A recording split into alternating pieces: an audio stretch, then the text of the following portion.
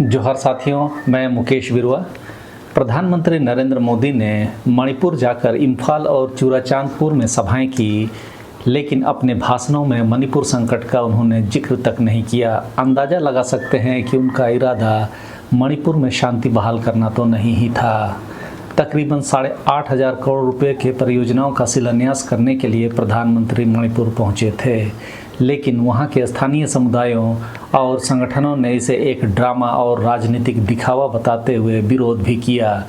ज्ञात हो, मणिपुर में 3 मई 2023 से संकट चल रहा है। इस संकट का समाधान खोजने में केंद्र सरकार और राज्य सरकार विफल रही है।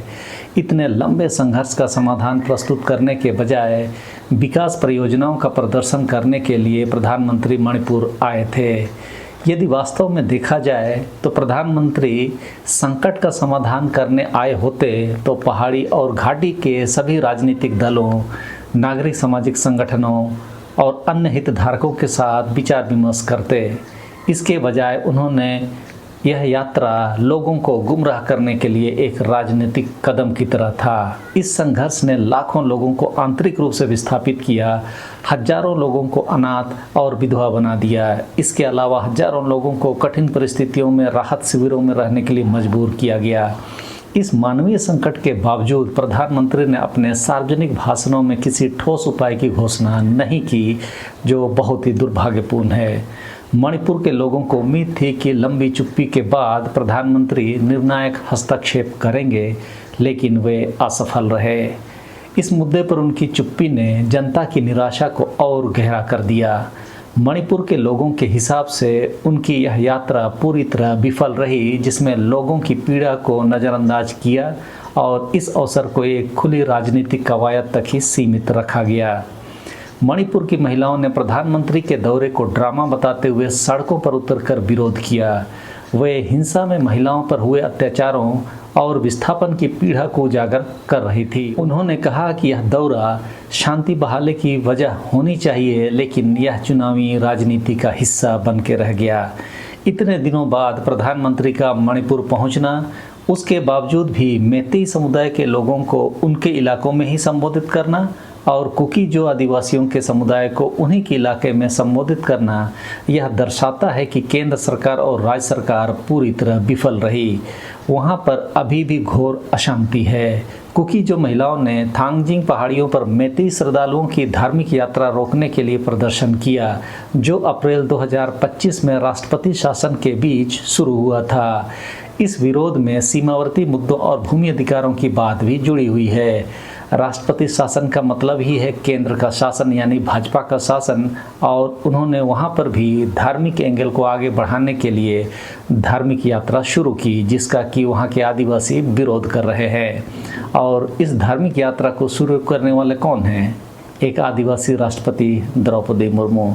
एक आदिवासी होने के बावजूद मणिपुर के कुकी जो आदिवासियों का दर्द नहीं समझना, आदिवासी होने पर ही क्या कहा जाए। और उन आदिवासियों के बीच में हिंदुओं की धार्मिक यात्रा शुरू करना आदिवासियों के धार्मिक स्वतंत्रता पर सीधा हमला है। इसे आप आदिवासियों का हिंदू धर्म में धर्मांतरण की कोशिश के रूप में देख सकते हैं। मणिपुर के युवाओं ने अपना सिर मुंडवाकर मोदी गो बैक के नारे लगाए।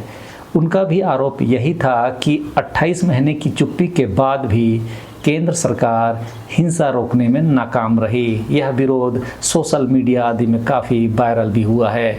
मणिपुर विश्वविद्यालय के छात्रों ने कैंपस में ही नरेंद्र मोदी गो बैक के नारे लगाए। आंतरिक रूप से विस्थापित छात्रों ने प्रधानमंत्री के दौरे को खोखला बताते हुए विरोध किया, क्योंकि इस हिंसा से हजारों छात्र प्रभावित हो रहे हैं। मणिपुर पीपल्स पार्टी की युवा इकाई ने एक मार्च भी निकाला और पीएम मोदी डाउन डाउन और बिना एजेंडा के वेलकम नहीं के नारे लगाए। उन्होंने कहा कि दौरा शांति के बिना अर्थहीन है। हालांकि सुरक्षा बलों ने प्रदर्शनकारियों को तितर-बितर करने का प्रयास भी किया। अभी तक का रिकॉर्ड के अनुसार तो यह सरकार यही कुछ कर सकती है। संवाद की स्थिति सरकार में न पहले कभी थी और न अभी है, और न ही उनकी पार्टी के अंदर ही कोई संवाद की स्थिति है। वो तो हम सभी देख ही रहे हैं। तो फिर मणिपुर के स्थानीय लोगों से, वहाँ के सामाजिक संगठनों से, वहाँ के छात्रों से संवाद करने की बात आप सोच ही सकते हैं कि संभव ही नहीं है। कांग्रेस ने भी प्रधानमंत्री के दौरे को राज्य के लोगों का अपमान बताया। चूराचांदपुर में प्रधानमंत्री के कार्यक्रम स्थल के पास कांग्रेस कार्यकर्ताओं ने विरोध किया, जबकि इम्फाल में मणिपुर यूथ कांग्रेस ने प्रदर्शन किया।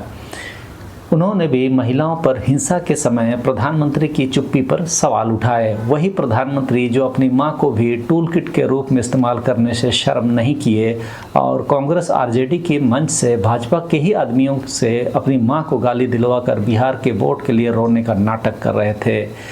जब उस व्यक्ति की पहचान हुई और मोदी जी की मां को गाली देने के नाम पर बिहार बंद का ऐलान होने पर बिहार की जनता ने जिस तरह बेइज्जती भारतीय जनता पार्टी को दी, उससे स्पष्ट हो गया कि प्रधानमंत्री को अपनी मां के नाम से रोने का नाटक लोगों को रास नहीं आया, बल्कि वे लोग गुस्से में थे। और अब जब मणिपुर की घटना को देख रहे हैं तो ये लोग भी स्पष्ट बता रहे हैं कि जब महिलाओं पर हिंसा हो रही थी तो प्रधानमंत्री चुप थे। तो क्या वे लोग किसी की मां नहीं हैं? क्या वे लोग भारत देश के नागरिक नहीं हैं? अधिकतर जगहों पर लोगों ने काला झंडा और तख्तियां लेकर मोदी गो बैक के नारे लगा रहे थे। ये सब खबरें मैं मणिपुर के समाचार पत्रों के हवाले से देने की कोशिश कर रहा हूँ, क्योंकि दिल्ली और नोएडा में तो गोदी मीडिया बैठी हुई है। वे तो मोदी की अच्छी अच्छी बातें ही बताएंगे, वहाँ की जनता की आवाज़ नहीं बताएंगे। मणिपुर में 2023 से 2025 तक चली हिंसा में अब तक 258 से अधिक मौतें हो चुकी है। हजारों लोग विस्थापित हो चुके हैं। अब तक जो आंकड़ा बताता है 57 से 60 हज़ार के बीच लोग अभी रिहेबिलिटेशन कैंप में रह रहे हैं। राष्ट्रपति शासन के बावजूद वहां तनाव बरकरार है। प्रधानमंत्री का दौरा इम्फाल जो मैती समुदाय का गढ़ है और चूराचांदपुर जो कुकीजो आदिवासियों का इलाका है वहां पर सभाएं की, जहां सुरक्षा कड़ी थी, लेकिन विरोध राज्य की नाराजगी स्पष्ट रूप से बता रही थी। स्थानीय लोगों की नाराजगी के कारण प्रशासन ने कथित तौर पर छात्रों का उपयोग भीड़ जुटाने के लिए किया, जिसे सोशल मीडिया में व्यापक तौर पर दिखाया गया। मुख्य आरोप यह भी है कि स्कूलों को छुट्टी घोषित कर दी गई और छात्रों को यूनिफॉर्म पहनाकर बारिश में खड़ा किया गया। और यह बात भी सामने आई कि उन्होंने यानी कि उन बच्चों ने भाजपा का झंडा उठाने से मना कर दिया, फिर तब जाकर उन्हें तिरंगा दिया गया और वे लोग तिरंगा के साथ लाइन में खड़े नजर आए, लेकिन जनता एक भी नजर नहीं आई।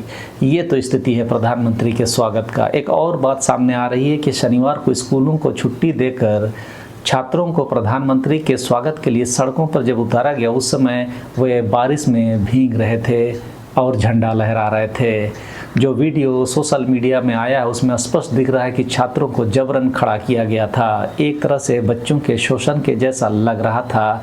अब मानवाधिकार संगठनों से हम क्या ही उम्मीद करें। उसी जगह पर यदि विपक्षी पार्टी का व्यक्ति ये सब कर रहा होता तो ऐसे संगठन अब तक नोटिस जारी कर दिए होते। मणिपुर के लोगों का आरोप यह भी है कि भाजपा ने छात्रों को 100 रुपये प्रति छात्र देकर भाजपा के झंडे थमाने की कोशिश की ताकि स्वागत की तस्वीरें अच्छी दिखे, लेकिन वे लोग भाजपा का झंडा थामने से इनकार कर दिए। इसी कारण से भारत का झंडा उन्हें दिया गया, लेकिन विरोध में बाय बाय मोदी या गो बैक मोदी के नारे लग रहे थे। कुकीजो आदिवासी और मैती समुदायों के लोगों के बीच अलग अलग प्रधानमंत्री की सभाएं हुई। यह स्पष्ट करता है कि वहां अभी भी शांति बहाल नहीं हुई है। प्रधानमंत्री की नज़र में विकास योजनाओं के लिए पैसा दे देने से उनके बीच जातीय हिंसा रुक जाएगी। उसी कारण से उन्होंने कुकीजो आदिवासियों के बीच 7300 करोड़ की योजनाएं तो मैती समुदायों के बीच 1200 करोड़ की योजनाएं घोषित की। इनमें से कई योजनाएं तो ऐसी है जिसकी मणिपुर को जरूरत भी नहीं है। जिस योजना के लिए प्रधानमंत्री ने मणिपुर का दौरा किया उसमें महत्वपूर्ण है Manipur urban roads drainage system को ठीक करने के लिए 3647 करोड़ रुपए। मणिपुर आप समझ रहे हैं वो तो पहाड़ी इलाका, कितना ड्रेनेज की ज़रूरत है। खैर, मणिपुर इंफोटेक डेवलपमेंट के नाम पर 550 करोड़ रुपए, सुपर स्पेशलिटी हेल्थ केयर की स्थापना के लिए 500 से 700 करोड़ रुपए, स्कूल के अपग्रेडेशन के लिए 300 से 400 करोड़ रुपए। भाई अब उन्हें अब रिहेबिलिटेशन कैंप से बाहर निकालेंगे अपने गांव को, तब ना स्कूल का काम आएगा। सिविल सेक्रेटरीट के लिए 538 करोड़ रुपए। भाई वहाँ की तो सदन भी यानी कि विधानसभा चल ही नहीं रही है, क्योंकि कुकीजो समुदाय के लोग मैती इलाके में नहीं जा रहे हैं और मैती लोग कुकीजो इलाके में, तो क्या उनकी अलग अलग सेक्रेटरीट बनेगी। न्यू पुलिस हेडक्वार्टर्स के लिए 101 करोड़ रुपये। पुलिस की छत के नीचे ही कुकीजो आदिवासियों कि महिलाओं का अत्याचार हुआ, ये तो रिपोर्ट में आ चुका है। दिल्ली और कोलकाता में मणिपुर भवन के लिए 200 से 300 करोड़ रुपए, महिला केंद्रित बाजार ईमा मार्केट्स के लिए 100 से 150 करोड़ रुपए, नेशनल हाईवे प्रोजेक्ट्स के लिए 500 से 700 करोड़ रुपए के योजनाओं की उन्होंने घोषणा की। आपको यह बात भी अच्छी तरह समझ लेना चाहिए कि नेशनल हाईवे इस समय मणिपुर में पहले से मौजूद है, जहां आवागमन पूरी तरह से रुका हुआ है। इस अशांति के कारण उस पर और पैसे खर्च करना जनता के पैसे की बर्बादी नहीं तो और क्या है। जो लोग मारे गए हैं या मर गए हैं, इस त्रासदी के कारण उनके लिए कोई योजना नहीं थी। जिनके साथ अन्याय हुआ उसके न्याय के लिए मोदी के पास एक शब्द नहीं थे। कुकी जो आदिवासी समुदाय के साथ जातीय जनसंहार की कार्रवाई की जा रही है, जिसमें स्टेट मशीनरी इन्वॉल्व है, इस पर कोई बयान नहीं है। इसका मतलब स्पष्ट है कि वहाँ जो कुछ हो रहा है वह स्टेट से प्रायोजित है, भाजपा से प्रायोजित है। इतने दिनों बाद पहुंचकर भी प्रधानमंत्री नरेंद्र मोदी ने राजनीति के सिवा कोई मानवीय कार्य नहीं किया। उनके इस दौरे से यह तो स्पष्ट हो गया है। बाकी गुणगान के लिए तो गोदी मीडिया के समाचार पत्र और चैनल आप देख सकते हैं। सबों को धन्यवाद। जोहार।